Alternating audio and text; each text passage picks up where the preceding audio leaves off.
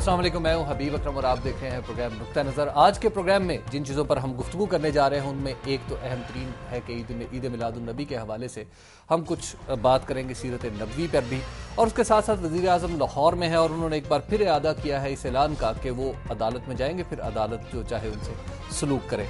Punjab assembly या मछली मंडी, ये सवाल आज मीडिया पर गूंजता रहा है। पंजाब असम्बली में जो सूरत हाल है कि एक दूसरे से और दूसरा तीसरे से लड़ रहा है, बेंचों पर खड़े होकर नारे लगाए जा रहे हैं, ये ऐसा क्यों हो रहा है, इस पर भी बात होगी। मजहबी जमातें गुज़िश्ता कुछ अरसे से खासी सरगर्म है, कराची से लेके लाहौर तक जलसे हो रहे हैं और अब तो कुछ ऐसी बात भी चल रही है कि जलसों पर शायद पाबंदी भी लगाई जाए कुछ मजहबी जमातों की। तो उस हवाले से इनका हदफ इंतखाब है या कुछ और ये सियासत किस नहज पर आगे बढ़ रही है, और फिर 20वीं तरमीम क्या ये मंजूर हो पाएगी, जिसके लिए नई से नई शर्तें रखी जा रही हैं। इन तमाम चीज़ों पर गुफ्तगू होगी और हमारे साथ मौजूद है मुजीबुर रहमान शामी साहब। अस्सलाम वालेकुम सर। वालेकुम अस्सलाम जी। सर, सबसे पहले तो ईद मिलादुन्नबी आपको मुबारक हो कि हमारा रबीउल अव्वल में जब हमारा प्रोग्राम आइंदा हफ्ते आएगा तो उस वक्त ईद मिलाद गुजर चुकी होगी।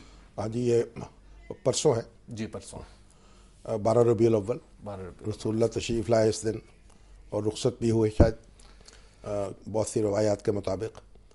देखिए, रसूलुल्लाह सल्लल्लाहु अलैहि वसल्लम की जो शख्सियत है, यानी एक कमाल उनका ये है कि अल्लाह ने कहा कि लक़द काना लकुम फ़ी रसूलिल्लाहि उस्वतुन हसना, तुम्हारे लिए एक बेहतरीन नमूना है। तो और किसी शख्स को, कितना बड़ा लीडर हो, कितना बड़ा कायद हो, कितना बड़ा रिफॉर्मर हो, हम मुसलमान जो हैं किसी की पैरवी करने के मुकल्लफ नहीं है। कोई हम पर यह लाजिम नहीं है कि हम उसकी पैरवी करें। हम किसी को इस हद तक इज्जत नहीं दे सकते। पैरवी हम सिर्फ रसूलुल्लाह सल्लल्लाहु अलैहि वसल्लम की करेंगे और उसी के हवाले से हम दूसरे लोगों के मरातब का तयन करेंगे कि वो कितनी पैरवी कर रहे थे रसूलुल्लाह सल्लल्लाहु अलैहि वसल्लम की या कर रहे हैं। तो अब देखिए, अब ये जो हमारा कुरान करीम है, जिसको रसूलुल्लाह सल्लल्लाहु अलैहि वसल्लम के बारे में हज़रत आयशा सिद्दीक़ा ने कहा कि वो चलता फिरता कुरान थे, और कुरान जो है ये एक वाहिद किताब है ऐसी जो एक किस्तों में आया है, टुकड़े टुकड़े करके आया है, यानी वाक़यात के एतबार से आया है।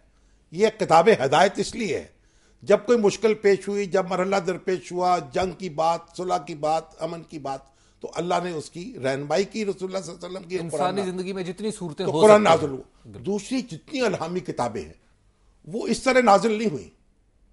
अच्छा, ये कुरान का इम्तियाज है। वो एक अपनी जगह हदायत उनमें मौजूद थी और वो यकजा या एक बार दो बार वो नाजिल हो गई जी, और पैगंबरों पर, लेकिन इस तरह की जिंदगी में रहनुमाई कर रही हूं, ये सिर्फ कुरान का एजाज है। और कुरान वो किताब है जो कि दुनिया की वाहिद किताब जो लाखों लोगों को जुबानी याद है, हिफ्स कर रहे हैं लोग, हिफ्स कर रहे हैं, और ये तसलसल जो रसूलुल्लाह के दौर से शुरू होकर आज तक आता है। तो अब रसूलुल्लाह की जो जिंदगी है, अब मैं आपसे ये अर्ज करूं कि उनका रहन सहन था, आप देखें उनका जो मकान था वो दरमियान में उनकी रहायश थी, तामीर जो थी, और उसकी कोई मंजिल नहीं थी, एक सिंगल स्टोरी, कोई तय खाना नहीं था, और चारों तरफ जो है सेन खुला था, और दरमियान में उनकी रहायश की जगह थी, और बड़ी सख्त गर्मी हो जाती थी, तपता था मकान, और उसमें रसूलुल्लाह सल्लल्लाहु अलैहि वसल्लम रहते थे। घर पर कोई दरबान नहीं था, कोई मुहाफिज नहीं था। जब लोग उनको मिलने के लिए आते वो उनसे मिल सकते थे, वो उनका खैर मकदम करते थे। एक खादिम था जो लोगों को रसूलुल्लाह तक लाता, कभी अपने घर का काम कर रहे होते वो, कभी वो अपने कपड़े धो रहे होते, कभी वो अपने मोजे दुरुस्त कर रहे होते, और इसमें उनको कोई आर नहीं थी। अब बड़ी एक बात, मैं एक वाक़या छोटा सा सुनाता हूँ फिर आप, कि जब जंग बदर के बाद जब शिकस्त हो गई कुफार मक्का को उसमें, तो अबू लहब उस जंग में शरीक नहीं हो सका था, बीमार पड़ गया था। उसने 4000 दरम पर एक शख्स को किराए पे लिया था, जो उसकी जगह जाके उसने जंग में हिस्सा लिया था, उसकी पेमेंट की थी। ये भी अरबों का रवाज था। तो अबू जहल ने और अबू सुफियान ने और सफवान बिन उमैया ने, 3 आदमी इकट्ठे हुए। उन्होंने कहा ये अब कैसे बदला लेने बदर का, उनका क्या कोई कत्ल करें, साजिश कर दी रसूलुल्लाह सल्लल्लाहु अलैहि वसल्लम को। तो एक शख्स की उन्होंने खिदमत हासिल की, उमैर बिन वहब उसका नाम है, क्या नाम है उसका, वो उसका बेटा जो था वो जंग बदर में कैदी हो गया था। तो उसको उन्होंने कहा, अबू लहब ने पैसे दिए और कहा कि तुम जाओ, और रसूलुल्लाह सल्लल्लाहु अलैहि वसल्लम, उनके तो कोई दरबान भी नहीं है, कोई मुहाफिज नहीं है, उनसे मिल सकते हैं लोग, और मौका पाके काम तमाम कर दो। जब वो पहुंचा वहां रसूलुल्लाह सल्लल्लाहु अलैहि वसल्लम के पास, तो रसूलुल्लाह के पास वो हाजिर हुआ, देखा वो अपने मोजे दुरुस्त कर रहे हैं और उसने पूछा कि आप ये क्या कर रहे हैं? उन्होंने कहा मैं अपना काम कर रहा हूं। उन्होंने कहा अगर आप पैगंबर हैं तो पैगंबरों के लिए तो ये मुनासिब नहीं है कि वो इस तरह के काम करें, उनके लिए तो कनीज़ें होनी चाहिए, गुलाम होने चाहिए, उनका काम करें। उन्होंने कहा मैं अपना काम खुद करता हूं, इस काम के लिए मेरे गुलाम और कनीज़ें नहीं हैं। और फिर फरमाया कि मेरी पैगंबरी को कोई फ़र्क इससे नहीं पड़ता, तुम बताओ तुम कैसे आए हो? उसने कहा मैं तो अपना वो फिदिया का पूछने आया हूं। उन्होंने कहा नहीं, तुम मुझे कत्ल करने आए हो। जब ये कहा तो कपकपाया और उसका दिल बदला और उसने वो खंजर जो था छुपाया हुआ रसूलुल्लाह की खिदमत में पेश कर दिया और कहा कि मैं ईमान लाता हूं आप पर, आप वाकई अल्लाह के पैगंबर हैं, क्योंकि जो राज सिर्फ 3 आदमियों को मालूम था वो आप तक कैसे पहुंच गया। और फिर वो शख्स जो था मुसलमान हुआ। जब वापस गया तो मक्के में दाखिल हुआ तो मालूम हुआ कि अबू लहब जो है वो मर गया। इनका जिक्र कितना भी किया जाए, वरफान आला का जिक्र, है ना। असल बात यह कि हम पैरवी रसूलुल्लाह सल्लल्लाहु अलैहि वसल्लम की जिंदगी जो है, अब देखिए हम बिजली बंद होती है हम हंगामा उठा देते हैं, हम कहते हैं एयर कंडीशनर नहीं चल रहा। ये अब ना उस जमाने में ना एयर कंडीशनर, ना पंखे, ना कोई सहूलत, ना कोई आसाइश, और गर्म सख्त गर्मी में और गर्म हवाओं में रसूलुल्लाह ने जिंदगी गुजारी और सहाबा कराम ने। शाम साहब, जो आज की खबरें हैं उनकी तरफ जरा चलें कि वज़ीर आज़म लाहौर में है और फिर कह रहे हैं कि अदालत में पेश होऊंगा, फिर अदालत जो चाहेगी करेगी। इनसे एक सवाल उस वक्त से मेरे जहन में है कि वज़ीर आज़म की सज़ा आप कल कह रहे थे कि माफ़ हो जाए, फ़र्ज़ किया सज़ा हो जाए और माफ़ हो जाए। अगर वज़ीर आज़म की सज़ा सदर मुमलकत माफ़ कर देते हैं तो ये सज़ा भी माफ़, तो अहलियत भी बहाल हो जाएगी उनकी। देखें, ये वज़ीर आज़म ने फरमाया ना कि 13 को जाएंगे। 13 को तो सज़ा मिलने को कोई इम्कान नहीं है, वो तो मुकदमा चलेगा। अगर 13 से पहले वो अपील ना कर दी उन्होंने और वहाँ ना चलेगा, बहरहाल पेशी हो सकती है। तो ये जो सज्जाद अली शाह साहब थे ना, साबिक चीफ जस्टिस, उनकी अदालत में भी नवाज शरीफ साहब पेश हुए थे। और जब नवाज शरीफ साहब पेश हुए तो उनके जो हामी थे और वज़रा कराम थे और उनके जो हाली मवाली, सब ने उसी तरह के बयान दिए थे जिस तरह गिलानी साहब की पेशी के बाद दिए कि कमाल कर दिया जनाब, कानून की हाकमियत, और वज़ीर आज़म खुद चले गए खुलफाए राशिदीन की मिसाल है। तो इस पर सज्जाद अली शाह साहब ने कहा कि भाई ये जो खुलफाए राशिदीन पेश होते थे अदालत में, तो क्या इस तरह के बयान दे के पेश होते थे गोया अदालत पर एहसान करने जाते थे? और या कभी वहां तो यह था कि काजी के सामने जब पेश होते थे तो काजी एक दफा ताजीम के लिए उठ गया हज़रत उमर की, तो हज़रत उमर ने कहा ये सबसे पहली नाइंसाफी है जो तुमने कर दी। वाह। तो सज्जाद अली शाह साहब ने कहा कि भाई आप तो एक आम आदमी की तरह पेश होते थे वो। तो बहरहाल ये अब जा रहे हैं तो ये इसका मतलब ये नहीं है कि कोई अदालत पर एहसान करने जा रहे हैं, उन्हें बुलाया गया है, उन्हें बुलाया जा रहा है और वो अगर नहीं जाएंगे तो एक और कंटेम्प्ट हो जाएगी। अच्छा, मुलजिम अगर वो मुलजिम वाली बात रहेगी। देखिए मैं आपसे अर्ज करूं, अभी आपने देखा नहीं कुछ अर्सा पहले रहमान मलिक साहब जो हैं उनको भी सजा हुई थी। बिल्कुल हुई थी। फिर उनकी सजा भी माफ हो गई, बिल्कुल माफ, और कन्विक्शन भी माफ हो गई, क्योंकि अगर कन्विक्शन होती तो फिर उनकी निशस्त कैसे रहती। ठीक ठीक, एक बात जी। और ये जो सारी बहस हो चुकी है नवाज शरीफ साहब के मुकदमे में, नवाज शरीफ साहब को जो सजा हुई थी उम्र कैद की, वो एंटी टेररिस्ट कोर्ट ने दी थी। जी जी। उसमें वो चले गए जद्दे, और जब वापस आए वो सजा खत्म कर दी गई। तो उसके बाद लाहौर हाई कोर्ट में किसी ने दरखास्त दी, उस वक्त अदलिया बहाल नहीं हुई थी, वो डोगर राज चल रहा था अदलिया में। तो यहाँ लाहौर हाई कोर्ट में एक ब्रेक की तरफ जाना है हमेशा। हम सब ब्रेक के बाद हम गुफ्तगू को फिर यहीं से आगे बढ़ाते हैं और फिर दूसरी पंजाब असम्बली की और मजहबी जमातों पर भी बात करेंगे। मैं चलते चलते आपको नंबर बता दूं, 0423636802 पर आप हमें कॉल करें। आपके सवाल इस प्रोग्राम का हिस्सा होंगे। देखते रहिए।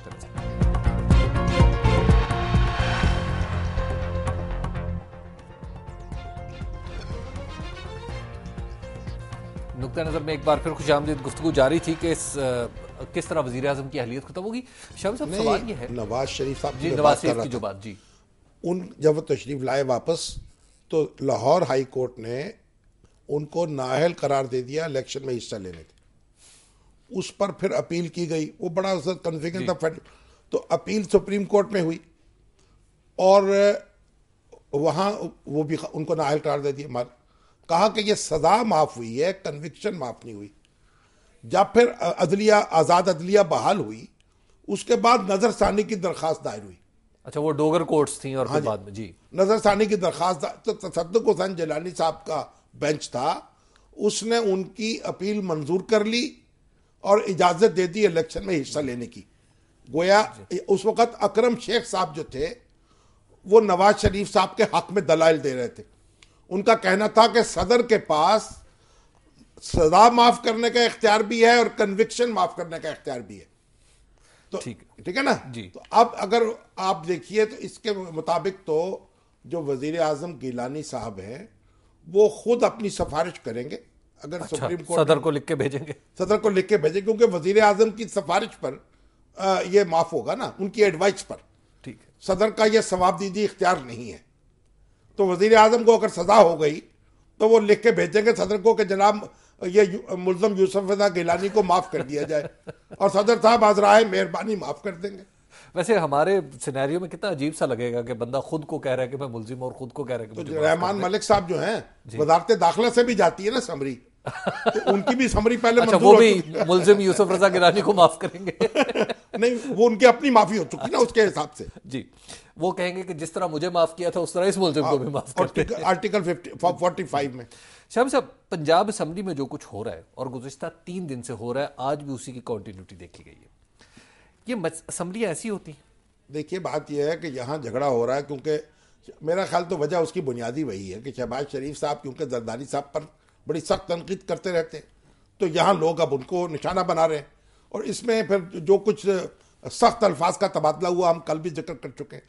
अब पंजाब असम्बली की जो सख्त अल्फाज, वो गालियां थी। हाँ, बहुत से लोग ये तो भी कह गालियां सकते दे रहे हैं हैं। जी, पंजाब असम्बली के जो अपोजिशन है अब उसने ये कहा है कि शहबाज शरीफ साहब ने ये दवाइयों के स्कैंडल के बारे में गुफ्तगू करते हुए कहा था कि जब डेंगू बुखार हुआ तो एक शख्सियत ने, आला शख्सियत ने इस्लामाबाद की कोशिश की कि ये बुखार जो है यहाँ फैले, उसकी साजिश थी।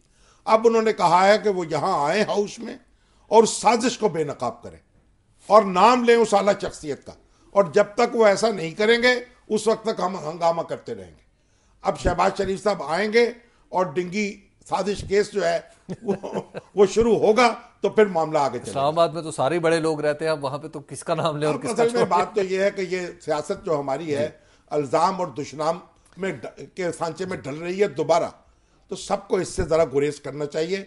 सबके मेरी दस्तबस्ता गुजारिश तो यही है, पंजाब असम्बली की हुकूमत से भी, हिज़्ब इक़्तिदार से भी और हिज़्ब इख्तिलाफ से। अच्छा शामी साहब, एक आमतौर पे कहा जाता है कि जब इस तरह असम्बली चलाई जाती है, कई अखबारात में भी आ चुकी है ये बात और लोग लिख रहे हैं कि जब इस तरह की असम्बली होती है तो दरअसल ताले आजमाओं की दावत होती है। नहीं, असम्बलियों में बड़े हंगामे होते रहते हैं। अब दुनिया में पूरी देखे, कहीं जूता चल रहा है, कहीं घोंसे मार रहे हैं, कहीं आप देखें रूस की असम्बली में, जापान की असम्बली में, असम्बलियों में बड़े हंगामे होते हैं।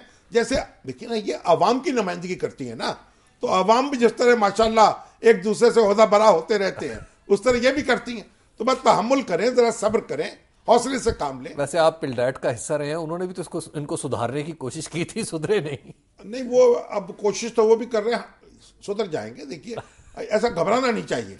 अच्छा शाम साहब, अब जरा मजहबी जमातें जो हैं वो खासी सरगर्म नजर आ रही, और ख़ास तौर पर आपको इस पर क्या एतराज़? नहीं, मुझे एतराज़ नहीं है, मैं सिर्फ जानना चाह रहा हूँ कि ये एकदम सरगर्मी जो है, मौलाना फजलुर रहमान की तो समझ में आती है, चलो उन पर भी, वो तो कह रहे हैं कि जी नए इंतखाबात पर भी बात कर रहे हैं और वो कह रहे हैं कि निगरान हुकूमत पर भी बात करें। अब मौलाना फजलुर रहमान को ये टास्क किसने दिया है, या वो खुद इख्तियार? यानी मौलाना फजलुर रहमान जो है जी, वो भी उसी तरह के सियासी रहनुमा जिस तरह के दूसरे लोग हैं। उनकी भी ताकत है, उनकी भी जमात है।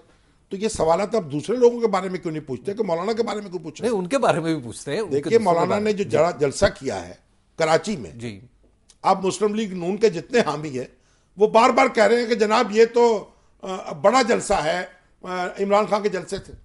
तो चलिए, बड़ा हो या छोटा हो इससे कतई नजर एक बहुत बड़ा जलसा था।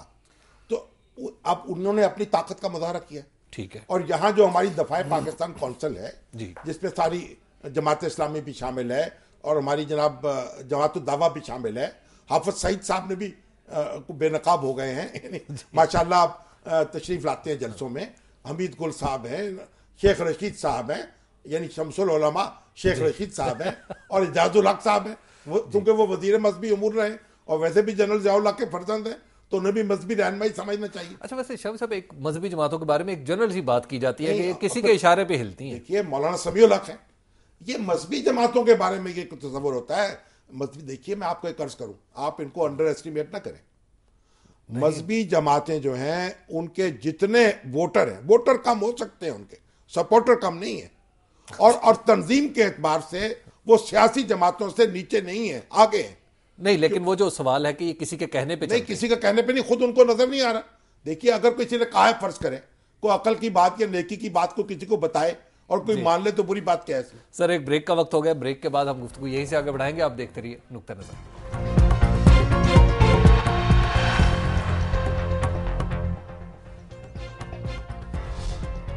नुक्ता नज़र में एक बार फिर खुशामदीद बात हो रही थी मजहबी जमातों के हवाले से, और शम्स साहब आप बता रहे थे कि इनके सपोर्टर्स बहुत ज़्यादा हैं। देखिए इनके जितने वोटर्स हैं वो इनके सपोर्टर्स हैं, इनके वर्कर्स हैं। तो आप इनको ये फौकियत हासिल है हमारी सियासी जमातों पर। सियासी जमातों का जो स्ट्रक्चर है उसमें वो वोट ले लेते हैं, क्योंकि इलेक्टेबल्स उनके पास ज़्यादा है, कॉन्स्टिट्यूंसी लीडर्स उनके पास ज़्यादा होते हैं। ठीक है। और इनके पास इलेक्शन में वोट कम होते हैं, लेकिन इलेक्शन जब ना हो रहा हो तो ऑर्गेनाइजेशन इनकी मजबूत होती है। अगर इनके 10 लाख वोटर हैं तो 10 लाख ही इनके वर्कर हैं, समझे आप। हर वोटर, हर सपोर्टर वर्कर है, और वर्करों के एतबार से और ऑर्गेनाइजेशंस के एतबार से ये जमातें जो हैं एक बड़ी एक ताकतवर है। इसलिए आप ये एक बात समझ लें, यहां पाकिस्तान में एक रिवाज पड़ चुका है। इमरान खान साहब का जलसा हुआ, हमारे दोस्तों ने, मुस्लिम लीग नून वालों ने शोर मचा दिया, ये एजेंसियां इनके पीछे हैं। अब मजहबी जमातों के जलसे शुरू हुए, एजेंसियां इनके पीछे हैं। उसके बाद जनाब मौलाना फजलुर रहमान का जलसा हुआ, एजेंसियां इनके पीछे हैं। ओ भाई, अगर एजेंसियां इतनी ताकतवर थी तो परवेज मुशर्रफ को क्यों नहीं बचा सकी? वो क्यों चला गया? मुस्लिम लीग काफ क्यों नहीं इलेक्शन जीत सकी? तो ये एजेंसियां जो है, हमें इनका हवा न दिखाया जाए ज्यादा, थोड़ा बहुत कुछ ना कुछ ये काम करती होंगी। अब तो ये पीपल्स पार्टी की हुकूमत के ताबे है ना, उस हुकूमत में चल रही है। तो अच्छा जी, आप जरा गुस्सा थूक दे, ये हमारी जो थोड़े बहुत मम्मी डैडी क्लास है उससे इतने मुतासर ना हो। मजहबी जमातें जो है उनको आप अलग नहीं कर सकते पाकिस्तानी सोसाइटी से, और ये भी इस पाकिस्तानी सोसाइटी को उसकी अकदार से भी अलग नहीं किया जा सकता। ये जो हमारी बहुत ज्यादा मगरबियत और उरियानियत शुरू होती है ना, अब भी आप देखें हमारे यहाँ भी ये एक चलन चल गया, मगरबी तहजीब की एक जलगार है हमारे मीडिया के जरिए से भी, और सोसाइटी में भी बहुत से लोग इस तरह के काम कर रहे हैं।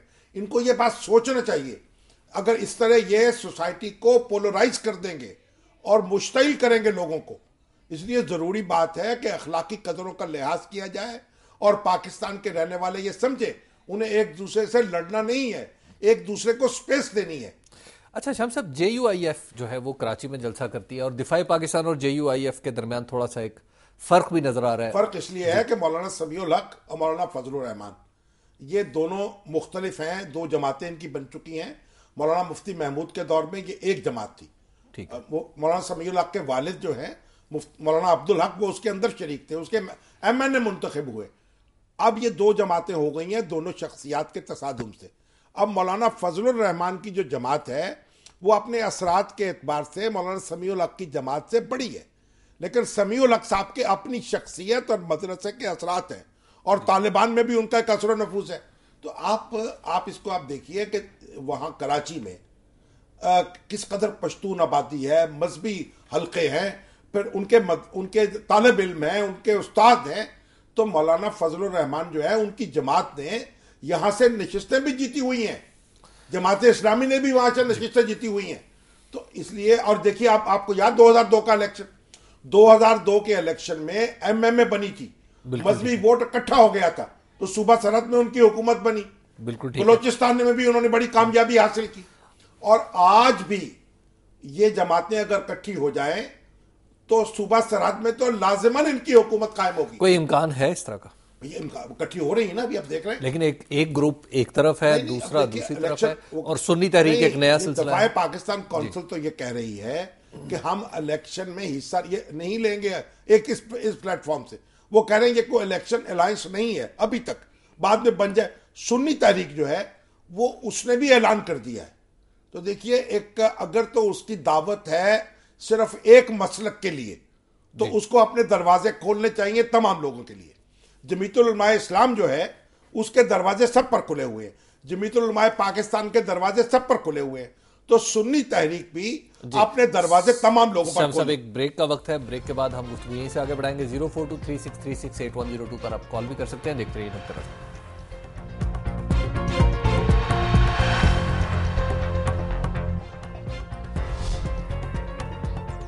नुक्ता नज़र में एक बार फिर खुशामदीद गुफ्तगू हमारी जारी थी मजहबी जमातों के हवाले से, और शम्स साहब कह रहे हैं कि इत्तेहाद भी कहीं हो सकता है, इम्कान इत्तेहाद हो सकता है। देखिए, 11% वोट लिए थे एमएमए ने 2002 के इलेक्शन में, और उस वक्त 11% ही वोट थे मुस्लिम लीग नून के, दोनों के बराबर, क्योंकि मुस्लिम लीग टूट गई थी ना, नवाज शरीफ साहब यहाँ नहीं थे, बन गई थे, तो उनके वोट क्योंकि ज्यादातर सूबा सरहद में थे और वहां छोटे हल्के थे, कम थे, तो वो उन्होंने हुकूमत वहां बना ली।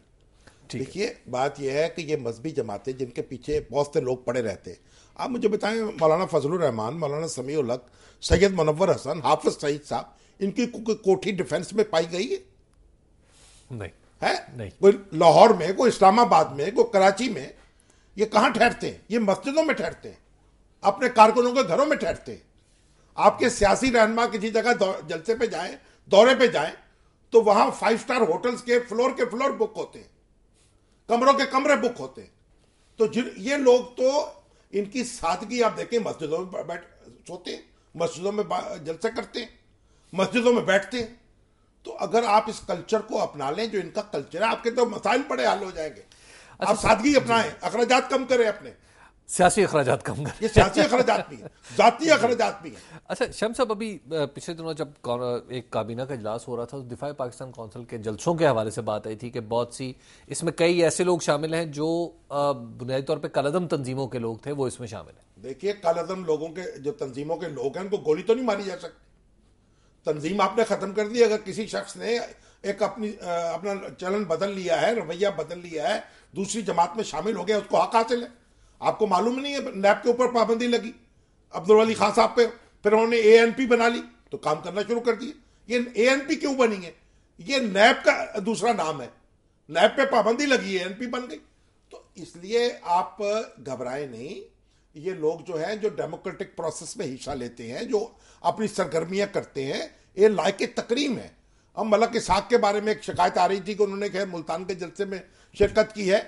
आप उनसे गुफ्तगू की जा सकती है, उनको कहा जा सकते हैं अगर आप किसी ना शरीक हों। और फिर बात यह है कि अगर कानूनी तौर पर आप कार्रवाई करनी चाहते हैं तो करें, कानून के मुताबिक कार्रवाई करें। किसी माई के लाल में यह जरूरत नहीं है कि वो मजहबी जमातों के जलसे रोक दे या दफाए पाकिस्तान कॉन्फ्रेंस पे पाबंदी लगा दे।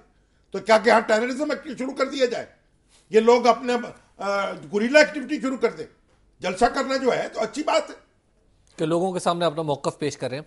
अच्छा साहब, मैं लास्टली इस हवाले से, एमएमए बहाल होगी? एमएमए बहाल होनी चाहिए। देखिए, एमएमए बहाल अगर होती 2008 के इलेक्शन में उनकी हुकूमत होती, अभी भी आप देख लें, जमात इस्लामी ने बाइकाट कर दिया और मौलाना फजलुर रहमान ने कहीं 1000 वोट से हार गए, कहीं 2000 वोट से हार गए, कहीं 500 वोट से हार गए। तो एमएमए अगर बन जाए तो इनकी हुकूमत होगी। और देखिए, तहरीक इंसाफ है ना, अगर तहरीक इंसाफ और जमात इस्लामी मिल जाए तो इम्कान हो सकता है उनकी हुकूमत हो जाए। अगर मुस्लिम लीग नून और JUI और जमात इस्लामी मिल जाए तो उनकी हुकूमत हो जाए। पीटीआई जो है वो इस वक्त गैलप सर्वे के मुताबिक सूबा सरहद की सबसे बड़ी, ये सबसे मकबूल सियासी जमात है। फिर मुस्लिम लीग नून भी है, JUI भी अपनी जगह है, जमात इस्लामी भी है। तो अगर ये सारे मजहबी वोट मिल जाए तो ये बड़ी ताकत है। ये पंजाब में भी ये ताकत है, ये कराची में भी ताकत है, ये बलोचिस्तान में भी ताकत है।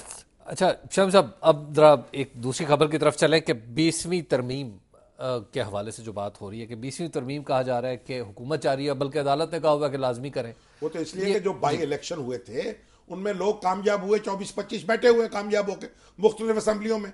उस वक्त क्योंकि इलेक्शन कमीशन मुकम्मल नहीं हुआ था, इसलिए ये टेक्निकल नुक्ता आ गया है। अब ये इलेक्शन कमीशन मुकम्मल नहीं था, इनके इलेक्शन हो गए, तो अब वो सुप्रीम कोर्ट ने मौका दिया है हुकूमत को कि कॉन्स्टिट्यूशनल अमेंडमेंट ला के इनको एक प्रोटेक्शन दे दे। अब वही मसला बन रहा है, क्योंकि अब MKM की तरफ से कहा जा रहा है हमारा वो सूबों वाला बिल ले आओ।